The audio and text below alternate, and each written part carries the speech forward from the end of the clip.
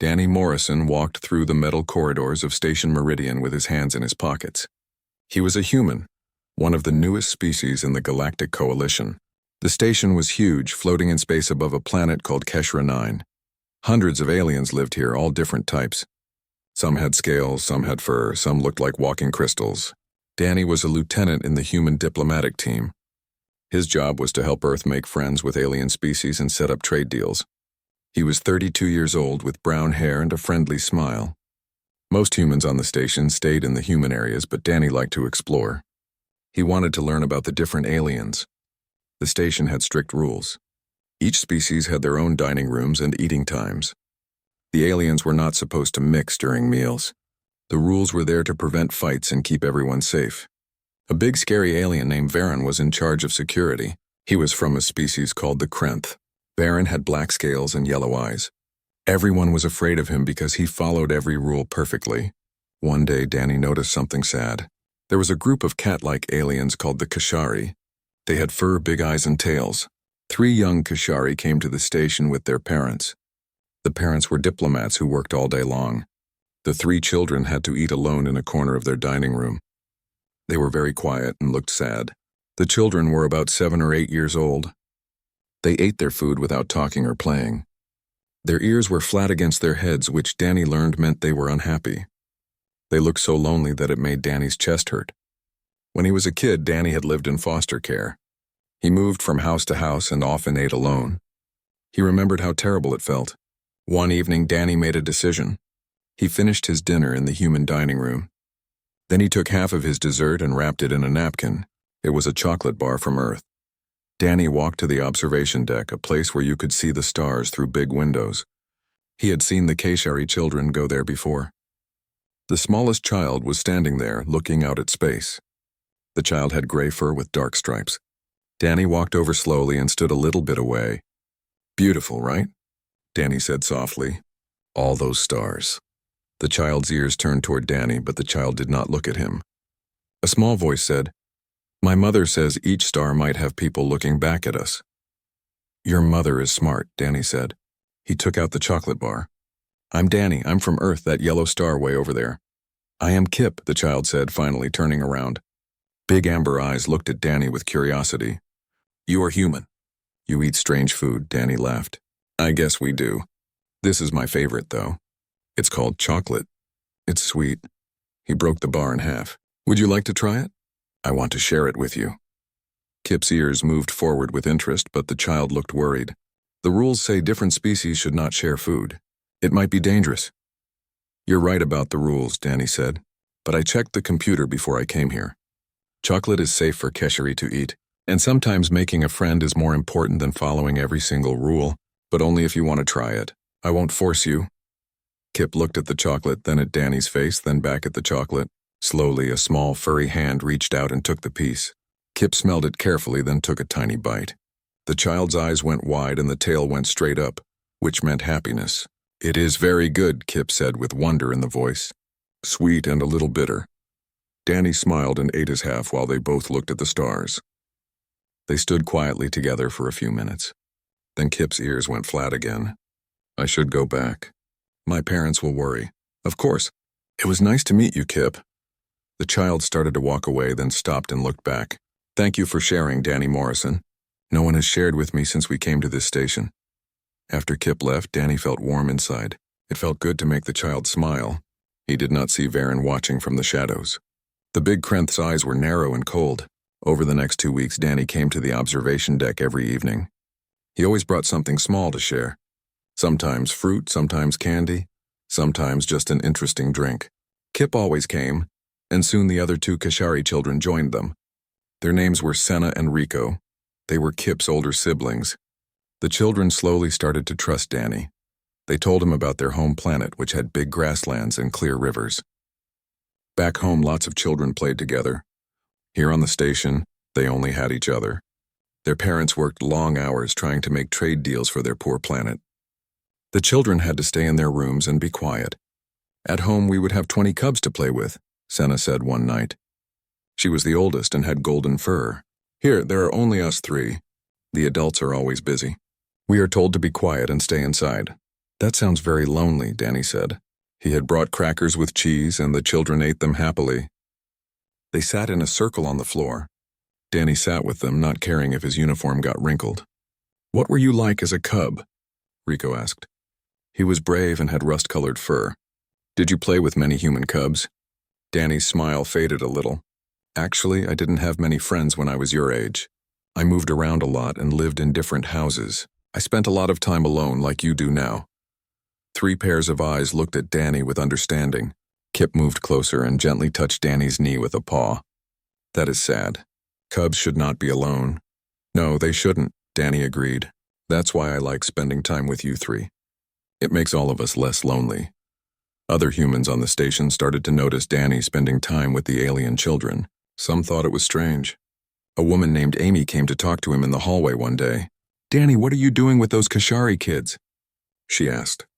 She was not mean, just confused. "People are talking. You're breaking the station rules." "I'm sharing food with some lonely children," Danny said calmly. "That's all. But they're aliens. And there are rules for good reasons. What if you make them sick by accident? What if their parents get angry? What if Varen finds out? Then I'll deal with it," Danny said. "But Amy, they're just kids. They're lonely and scared and far from home. I can't ignore that." Amy shook her head but did not argue more. "Just be careful. I heard Varen has been asking questions about you." That evening, Danny brought a small game device. It was simple and colorful. He was teaching the children how to play when a big shadow fell over them. Danny looked up and saw Varen standing there. The children quickly ran to a corner, their ears flat with fear. "Lieutenant Morrison," Varen's voice was deep and rough. "I need to talk to you." Danny stood up slowly. He put himself between Varen and the children. "Chief Varen, how can I help you?" The Krenth's eyes were like slits. "You know about the station rules. You break them every night." "I know the rules, yes, sir. I'm sharing food and time with 3 children who are alone and sad. I've checked everything I share to make sure it's safe for them. I haven't broken any safety rules." "The rules exist to prevent problems and keep order," Varen said. His voice was cold. "You are disrupting the station structure." Danny felt angry but kept his voice calm. "With respect, Chief, I'm helping 3 kids feel less alone. If that disrupts your structure, maybe the structure needs to change." Varan's scales seemed to get darker. "You will stop this contact. This is an order. If you refuse, you will be confined to human areas. Your job might be taken away. Do not test me, human." From the corner, Kip's small voice spoke. "Please do not punish Danny Morrison. He has done nothing wrong. He only shares because we are alone, because he is kind." Varen turned his huge head toward the small child. For a long moment, he just stared. Danny got ready to protect Kip if needed. But then something strange happened. Varen's posture changed slightly. When he spoke again, his voice was different, less harsh. "Go back to your quarters, young one. This is adult business." Kip looked at Danny, who nodded gently. The 3 children left quickly, but Kip looked back with worried eyes. When they were alone, Varen studied Danny with an unreadable look. "You are either very brave or very stupid. I have not decided which." "I'm just someone who remembers being a lonely kid," Danny said honestly, "and I can't walk past that without helping." Varen was quiet for a long time. Finally, he spoke. "I will be watching you. If you break any actual safety rules, you will be removed from this station. But the Cubs may continue to meet with you, only in the observation deck. And you will report any concerns to me directly." Danny was shocked. "Sir, do not make me repeat myself. And Morrison, perhaps your species is not as foolish as some think." Varen turned and walked away, his tail moving behind him.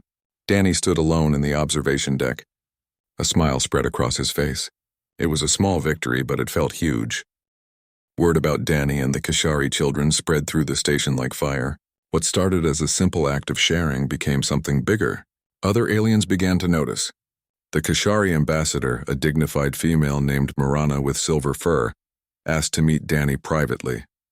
Danny walked into the meeting room nervously. He thought he might be in trouble. Instead, Ambassador Marana stood up and came toward him with her hands out, palms up. Danny learned this was how Kashari showed gratitude. "Lieutenant Morrison, I must thank you," she said. Her voice was musical and warm. "My nieces and nephew are different now. They are happy. They talk about you all the time. Kip has not had nightmares in 8 days. This is because of you." Danny felt his face get warm. I just shared some food, Ambassador. Nothing special. You shared time. You gave them attention and kindness. On my world, we have a saying that the first share binds the pack. When you gave Kip that chocolate, you offered friendship when my people had only known isolation on this station. That is not nothing, Lieutenant. That is everything. They sat and talked for over an hour. Mirana explained that the Kashari had struggled since coming to Station Meridian. They were a newer species with less technology than others. The older alien races often ignored them or looked down on them. The strict station rules meant they rarely talked to anyone outside of work meetings. For the children, who should be surrounded by family and friends back home, the isolation was very hard. Our culture believes the whole community should raise children together, Mirana explained. Cubs are not just raised by parents, but by everyone. Here, with only our small group, the children have been cut off from everything they know. When you included them, when you shared with them, you gave them back a piece of their culture. I'm glad I could help, Danny said. They're good kids. They deserve to be happy. Mirana's ears tilted forward with approval. There is more. The Cubs have been telling other young ones on the station about you. A Vexen trader's child and a Minthari worker's child have heard the stories. They are asking their parents if they can meet you too. Danny had not expected this. I'm not sure what to say. I'm happy to be friendly with anyone, but I don't want to cause problems. You will not cause problems, Mirana said with certainty. You will cause change. The coalition rules were made to prevent fights, but they also prevent friendship. Perhaps it is time for a new way. Perhaps humans who are good at making bonds can show us how. Over the next few weeks, Danny's evening meetings grew. With Ambassador Mirana's blessing and Chief Varen's grudging permission, more young aliens started coming to the observation deck. First came Z, a young Vexen who looked like a walking crystal. Z's parent was a merchant who worked 18 hours a day and had little time for their child. Then came Pip, a Minthari with blue feathers and endless curiosity. Pip's mother cleaned the station and was grateful someone was watching her child. Danny accidentally created the station's first group for young aliens of different species. He brought games and told stories. He shared food that was safe for each species. Most importantly, he listened. The young beings taught each other words in their languages. They showed each other their special abilities. For the first time since coming to Station Meridian, they laughed together. The human diplomatic team had mixed feelings. Some people, like Amy, started to like the idea and helped Danny sometimes. Others thought he was wasting time. But Danny's boss, Captain Steve Holland, called him in for a meeting. Morrison, I've been getting reports about you, Holland said. He was an older man with gray hair and sharp eyes. You've become quite famous on this station. I'm just trying to help some kids, sir, Danny said. I know. And apparently you're doing a great job. I got a message from the Minthari delegation, thanking us for our cultural outreach program. Want to explain what program they're talking about? Danny explained everything. He expected to be in trouble. Instead, Holland started laughing. So you accidentally created a youth program because you shared a candy bar. Morrison, do you know what you've done, sir? The Coalition has been trying to improve relations between species for decades. They've had committees and protocols and structured programs, all of it formal and stiff. And you just sat down with some lonely kids and shared your lunch. And it's working better than 50 years of diplomatic efforts. Holland stood up and looked out his window at the station. The Coalition Council has noticed. They want to make what you're doing official. They're calling it cross-species youth integration. They want you to run it. Danny's eyes went wide. Sir, I'm just a lieutenant. I'm not qualified to run a coalition program. You're qualified because you care and because those kids trust you. The council wants this as a test program here on Meridian Station. If it works, they'll do it on other stations. You'd work for the Coalition Education Ministry, but keep your rank. It's a big opportunity. What about my regular job? This would be your job. You'd be doing more for human and alien relations by playing games with kids than most diplomats do in years. So what do you say? Danny thought about Kip's smile and Z's laughter and Pip's excited chirps. He thought about all the other lonely young aliens on this station and others. I'd be honored, sir. Holland grinned. Good. Now there's someone who wants to meet you. He's waiting in conference room 3. Confused, Danny went to the conference room. He found Chief Varen waiting there. The huge Krenth stood by the window, Chief. Danny said carefully. Captain Holland said you wanted to see me? Varen turned. For the first time, Danny saw something in the Krenth's eyes that was not harsh judgment. It might have been respect. I owe you an explanation, Lieutenant Morrison, and perhaps an apology.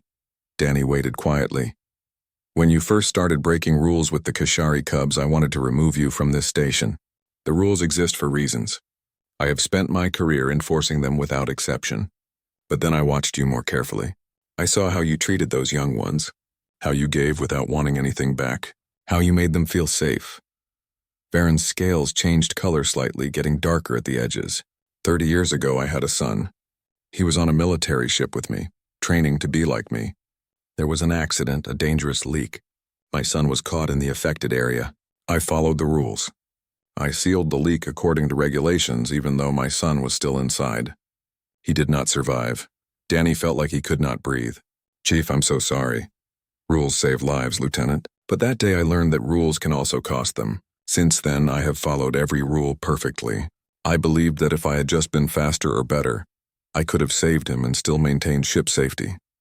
I convinced myself the rules were perfect and any failure was mine alone. The Krenth moved closer. Danny could see age and old pain in his eyes.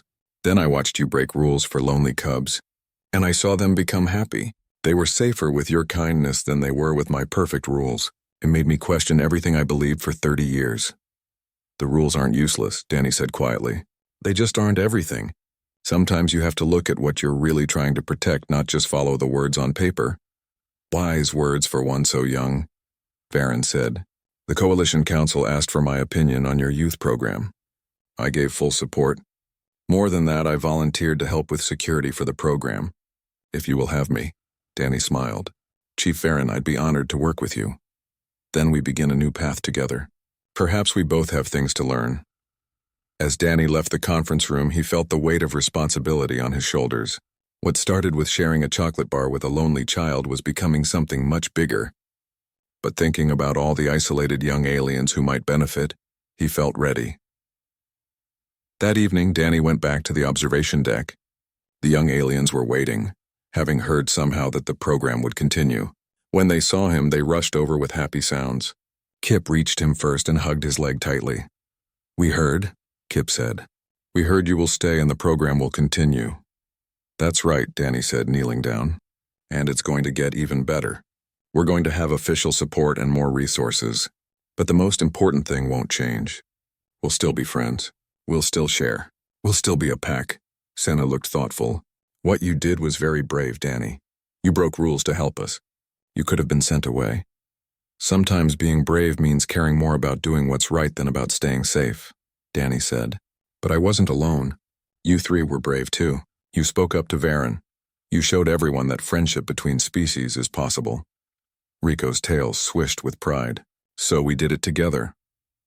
That's what pack means, Danny agreed. As the sun set outside the station windows, casting orange light through the observation deck, the small group sat together. Different species, different worlds, different bodies, but all united by something simple and powerful. Someone had cared enough to share first, and that had made all the difference. 6 months passed since Danny shared that first chocolate bar with Kip. The cross-species youth integration program had grown beyond anything Danny imagined. What started with 3 lonely Kashari cubs now included 47 young beings from 12 different species. The observation deck was officially renamed the Integration Commons. It had new furniture and equipment designed for different body types. Danny's title was now Cultural Integration Coordinator. He worked with a small team that included Chief Varen, Amy Hayes, who turned out to be great at solving conflicts between kids, and several volunteers from various alien races. The program had become the station's most successful diplomatic project. Other stations sent people to watch and learn, but success brought attention and not all of it was good. The Draxan delegation represented one of the oldest species in the Coalition. The Draxans valued order and tradition above everything else. Their society was rigid and strict. Their representative on the station was Counselor Thex, a tall figure with metallic gray skin and a personality like cold steel. Thex had been vocal about opposing the program from the beginning. It was a Tuesday afternoon when everything came to a crisis. Danny was in the Integration Commons with the Cubs and several other young beings. They were working on a group art project. Each species contributed their unique abilities to create a shared mural. Kip, Senna, and Rico were helping Z arrange colored crystals that the Vexen could grow from their own body. Pip used their sharp beak to add delicate lines. The door opened suddenly. Counselor Thex entered with 2 Draxan security guards. Chief Varen, who had been watching from the side, immediately moved to block them, but Thex raised a hand. "I am here under Coalition authority. Chief Varen, I have every right to inspect this program." The young beings went silent. They could feel the tension. Danny stood and walked over calmly, keeping his voice neutral. "Counselor Thex, welcome. We're always happy to have visitors. Would you like to see what we're working on?" "I am not here to watch Arts and Crafts Coordinator Morrison," Thex said. His voice had a metallic ring to it. "I am here to conduct an official inquiry. The Draxan delegation has filed a formal complaint with the Coalition Council about your program." "On what grounds?" Danny asked, staying professional despite the worry in his chest. "On the grounds that you are destroying the cultural integrity of participating species. You are violating the Coalition's basic principles of non-interference. You are creating dangerous emotional dependencies that will harm these juveniles when they return to their home societies." Before Danny could respond, a small voice interrupted. "That is not true." Everyone turned. Kip had stepped forward. The smallest Kashari cub stood barely 3 feet tall but held their head high despite obvious fear. "Young one, this is not your concern," Thex said dismissively. "It is my concern," Kip insisted. The cub's voice shook but remained determined. "You are talking about our program. About Danny. We have the right to speak." Senna and Rico moved to stand beside their younger sibling. Then Z rolled forward with a sound like chimes.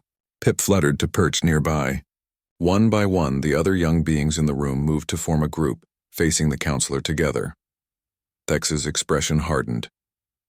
"This is exactly the problem. You have created an inappropriate attachment to this human. You have abandoned your species-specific behaviors to participate in this hybrid culture he has manufactured. This is not natural. This is not healthy. Counselor." Chief Varen's voice cut through like a knife. "You will address your concerns to the program coordinators, not to the juveniles. This is not proper procedure."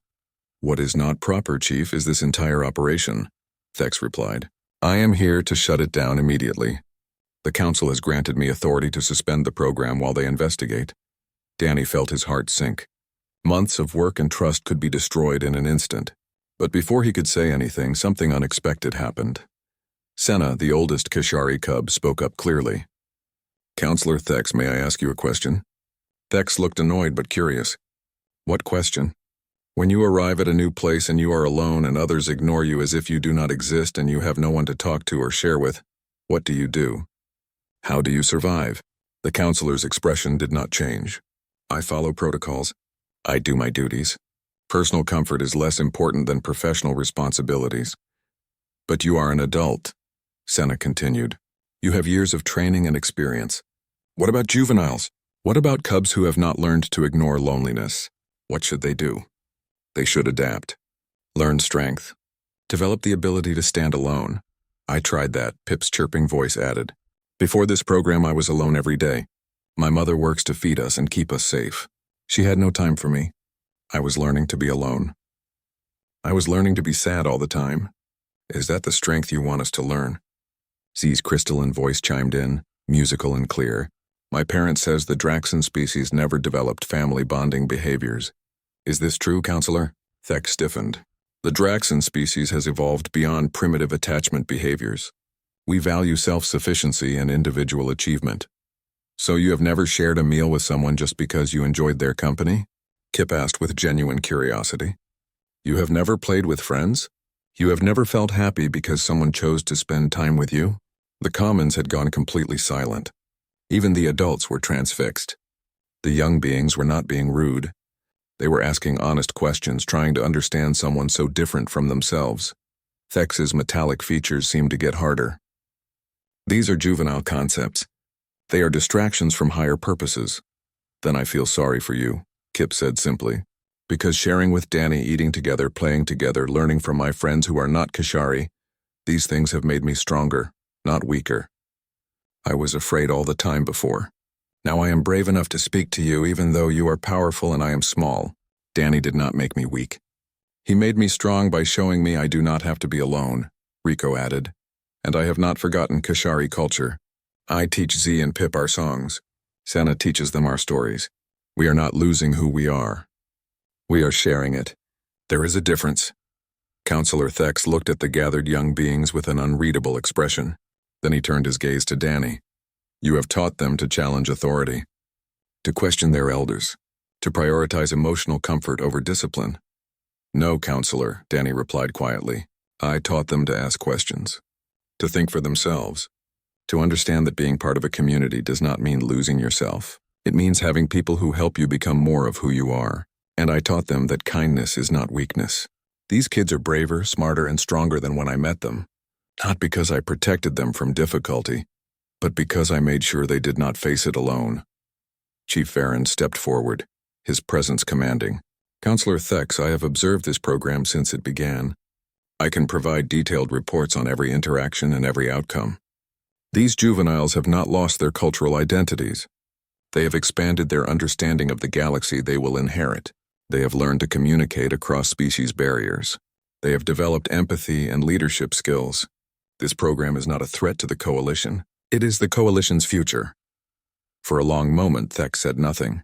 His gaze moved from the adults to the young beings who stood together, different species united. Finally, he spoke. I will file my report with the Council. The program will remain suspended until they decide. You have 3 weeks. He turned to leave, then paused. Coordinator Morrison, I must ask you one question for my report. The juveniles clearly have developed significant attachment to you. Why do you allow them to become so dependent? Why do the cubs eat with you? The question hung in the air. Danny looked at Kip, remembering that first evening on the observation deck with a lonely child looking at the stars. He looked at all of them, these brave young beings, because I shared first, Danny said simply. I offered friendship before they asked for it. I included them before they had to earn it. I gave them a place at my table when everyone else said they should eat alone. And once you do that, Counselor, once you show someone they matter enough to share with, they become part of your pack. That is not dependency. That is family. That is how humans work. We make bonds. And honestly, I think the galaxy needs more of that. Thex looked at him for another long moment. Then, without another word, the counselor left with his security guards. As soon as the door closed, the young beings erupted into nervous chatter. Kip immediately ran to Danny and hugged his leg. We will not let them end the program. We will fight. Danny knelt down to Kip's level. We are not going to fight, little one. We are going to trust. We will keep being ourselves, keep being kind, and trust that the truth will be clear to anyone who looks. But as he looked at Chief Varen, he saw the same worry in the Krenth's eyes that he felt in his own heart. They had 3 weeks to prove that friendship was stronger than protocol. The 3 weeks of suspension were the longest in Danny Morrison's life. The integration commons remained closed. The young beings went back to their isolated routines. Danny spent his days buried in paperwork, preparing documents and reports for the Coalition Council's review. But something unexpected began happening across Station Meridian. The parents of the cubs and young beings in the program started organizing themselves. Ambassador Marana led the effort.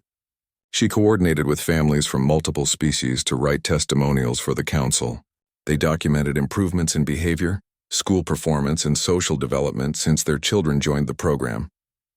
More importantly, they shared personal stories of how the program changed their families.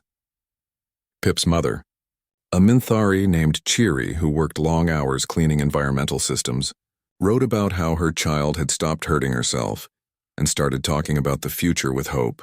Z's parent, whose name was a crystal frequency that meant something like bright facet, described how their offspring went from listless and withdrawn to creative and engaged with the world.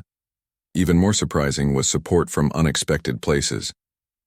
Several Elder Coalition species, including some Vexen merchants and a Minthari diplomat, wrote statements arguing that the rigid separation protocols had always been more about political convenience than actual safety or cultural preservation.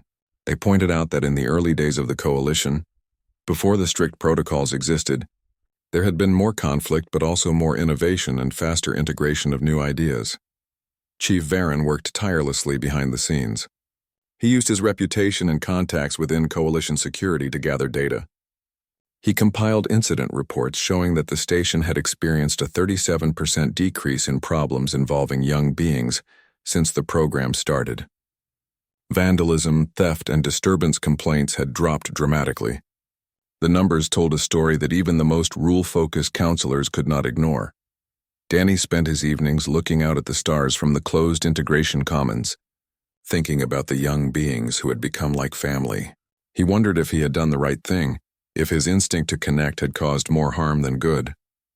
On one of these evenings, Amy found him there. "Beating yourself up will not help," she said, sitting beside him on the floor. "You did something good, Danny. No matter what the council decides, you gave those kids weeks of happiness and community. That matters. But what if the program ends? What happens to them then?" Danny asked. Kip was finally sleeping through the night. Pip was learning to trust. Z was expressing emotions. "If it all gets taken away, then we find another way," Amy said firmly. "But I don't think it's going to end. I've been around enough diplomats to know when things are changing. Half the coalition is watching this case. It has become bigger than just our little program. It has become a question about what kind of coalition we want to be."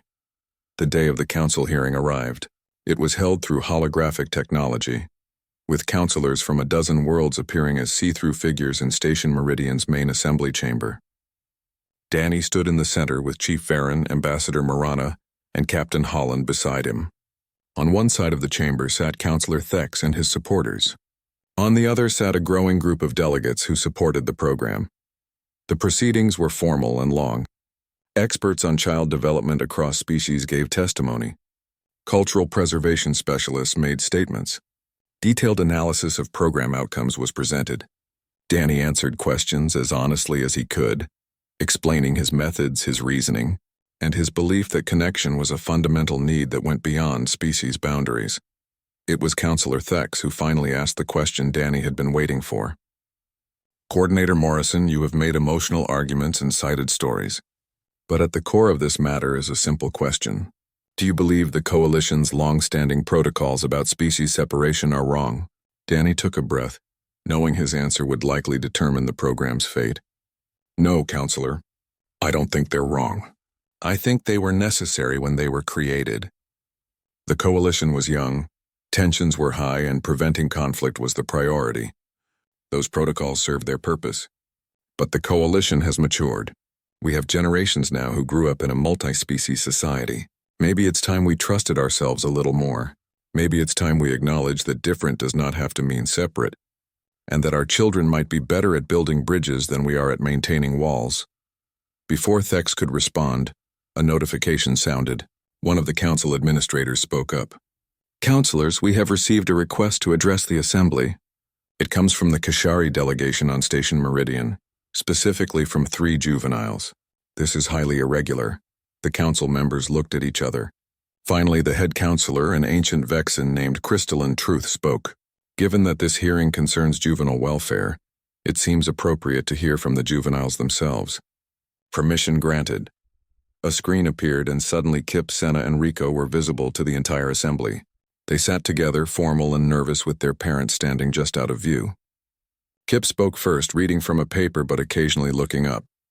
"Honored counselors, my name is Kip and I'm 8 seasons old. Before Danny Morrison shared his chocolate with me, I cried every night. I was afraid of everything. I did not want to eat. I did not want to play. I thought space was just darkness and loneliness. Danny did not make me human. He made me brave enough to be Kashari. He made me strong enough to stand here and speak to you, even though I am scared. If you end his program, I will survive. But I will be less than I could be. And all the other cubs on all the other stations who are lonely right now will stay lonely. Is that what the Coalition wants? For its children to be strong alone or strong together?" Senna spoke next. "I am Senna, and I want to be a diplomat like my aunt." Before the integration program, I was learning that diplomacy meant sitting in rooms and following protocols. Now I know that diplomacy means understanding hearts, not just following rules. I have friends who are Vexen, Minthari, and human. When I grow up and negotiate treaties, I will not see strangers across the table. I will see people like my friends. Is that not better for the Coalition's future? Finally, Rico spoke, his voice stronger than his siblings. "I am Rico, and I am going to say something true that might make you uncomfortable. The Coalition has been peaceful for a long time, and that is good. But peace is not the same as friendship. You can have peace with walls between you, but friendship requires sharing. Danny taught us to share. Not just food or toys, but stories and fears and hopes. The coalition is peaceful. Our program makes it friendly. I think that is worth keeping. The screen went dark. For a moment, the entire chamber was silent. Then Crystalline Truth spoke, and there was something in the Vexen's voice that might have been approval. This council will deliberate and deliver a verdict within 2 cycles. Until then, this hearing is adjourned.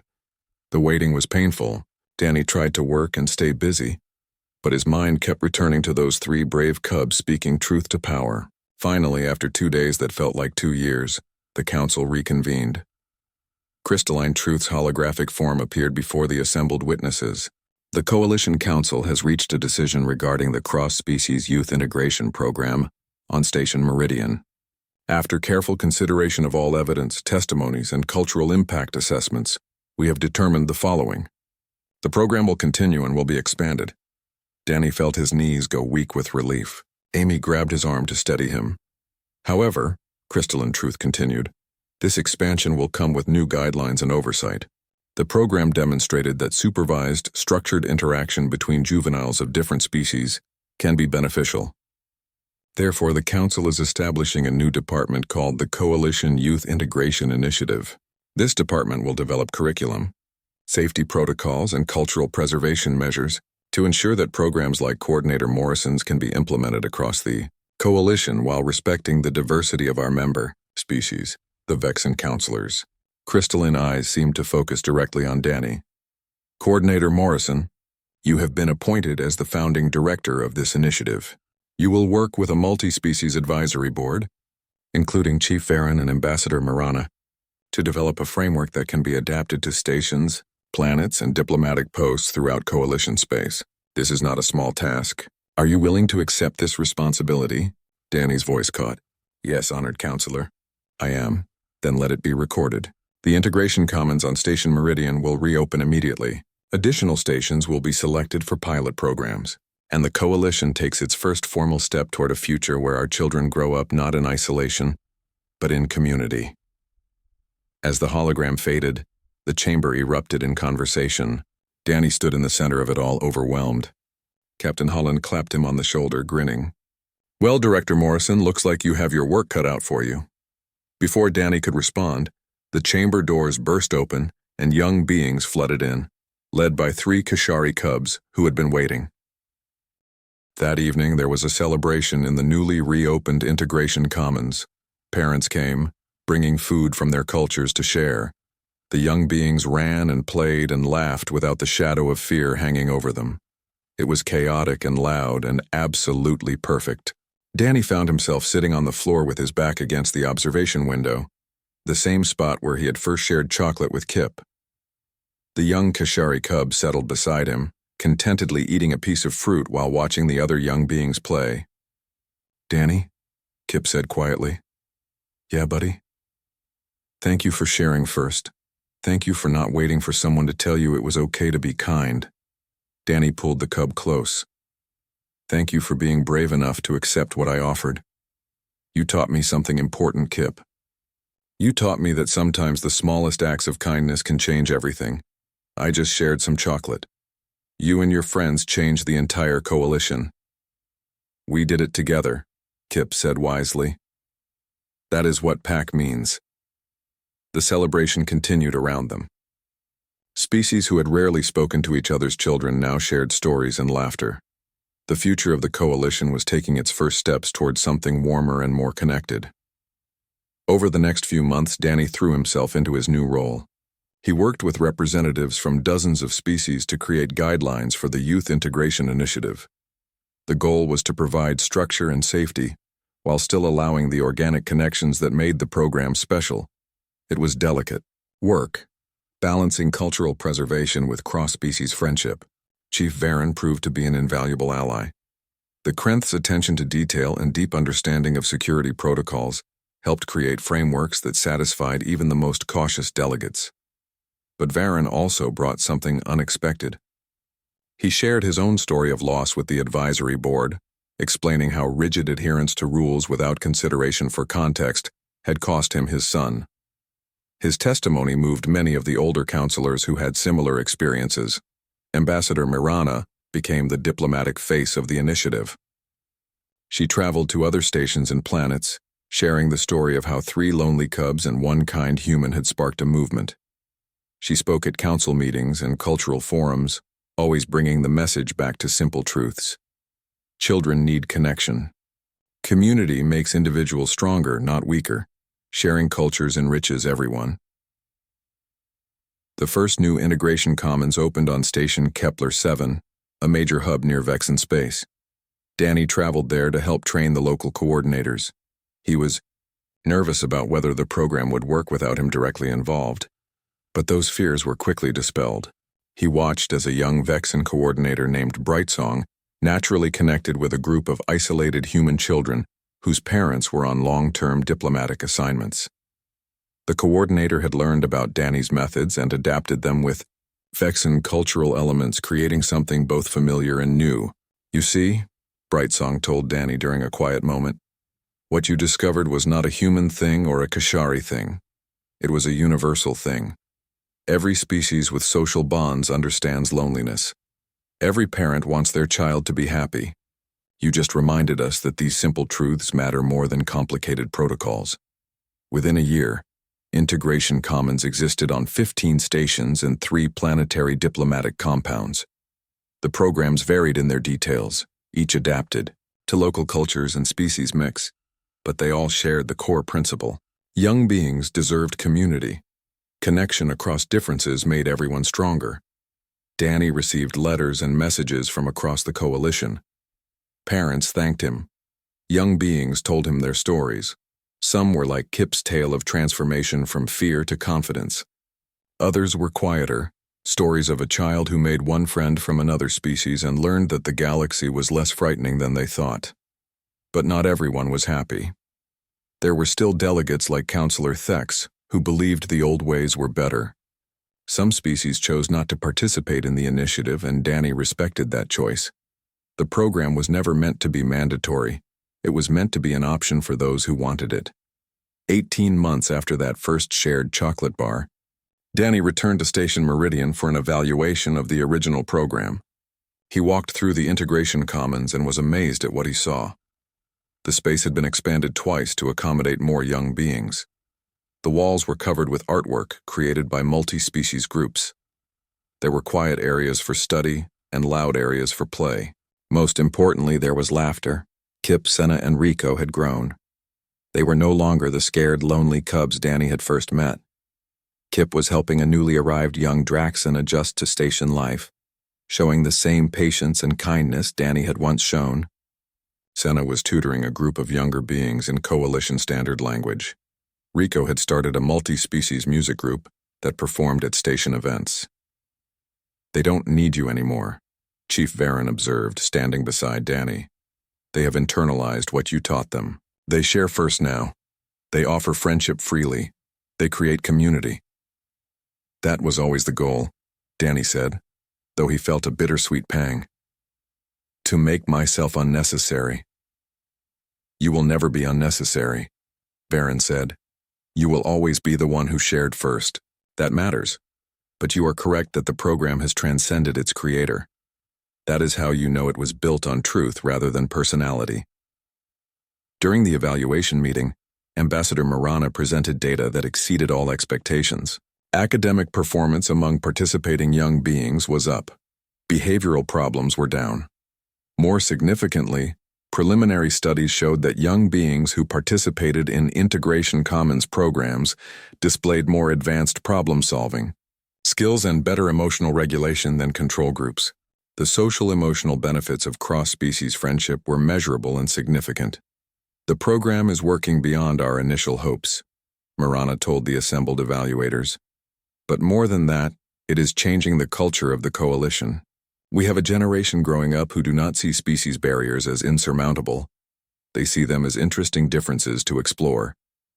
This will reshape diplomacy, trade, and cooperation for decades to come." One of the evaluators, a senior counselor, from a species Danny did not recognize, asked the question that Danny had been asked many times over the past year. "Director Morrison, you have built something remarkable here. But some still question whether these attachments are healthy. They worry about what happens when these young beings return to their home worlds and find societies less integrated than Station Meridian. How do you respond to this concern? Danny had thought about this question many times. I think we're looking at it backward, he said. We're not preparing these young beings for the galaxy as it is. We're preparing them for the galaxy as it will be. They will return to their home worlds with experiences and perspectives their parents never had.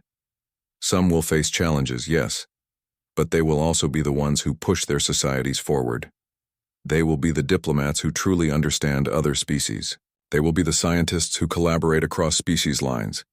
They will be the artists who create fusion cultures. We're not just helping lonely kids feel less alone. We're creating the foundation for a more connected coalition. The evaluator considered this, then nodded slowly. A long-term investment in the future. I can support that. That evening, there was a gathering in the Integration Commons. It was not an official event, just the young beings and coordinators sharing a meal together as they did most evenings. Danny sat with Kip and the other original members of the program. They talked and laughed and shared food from half a dozen worlds. At one point, a young being Danny did not recognize approached. It was a small creature with purple skin and large eyes from a species that had only recently joined the coalition. Are you Director Morrison? The young being asked shyly. I am. What's your name? I am called Lyra. I just arrived on the station yesterday with my family. I do not know anyone. I am scared. The young being's voice trembled. Danny felt that familiar pull in his chest. The same feeling he had felt when he first saw Kip standing alone at the observation window. He reached into his bag and pulled out a small package of cookies. I'm Danny, he said with a warm smile. Would you like to share these with me? And maybe I can introduce you to some friends? Lyra's large eyes went wide with surprise and relief. A small hand reached out tentatively to take a cookie. You want to share with me? But you do not know me. Not yet, Danny said. But that's how friendships start. Someone has to share first. Kip moved closer and gently took Lyra's other hand. Come sit with us. We will tell you about the station and answer your questions. You are not alone anymore. As Danny watched Kip guide the new young being to the group, offering inclusion just as Danny had once offered it, he felt a profound sense of completion. The cycle was continuing. Kindness was being paid forward. The pack was growing. Later that night, Danny stood alone at the observation window, looking out at the stars. He thought about that evening 18 months ago, when he had stood in this same spot and decided to break protocol for the sake of a lonely child. It had seemed like such a small thing at the time. One chocolate bar, one moment of kindness,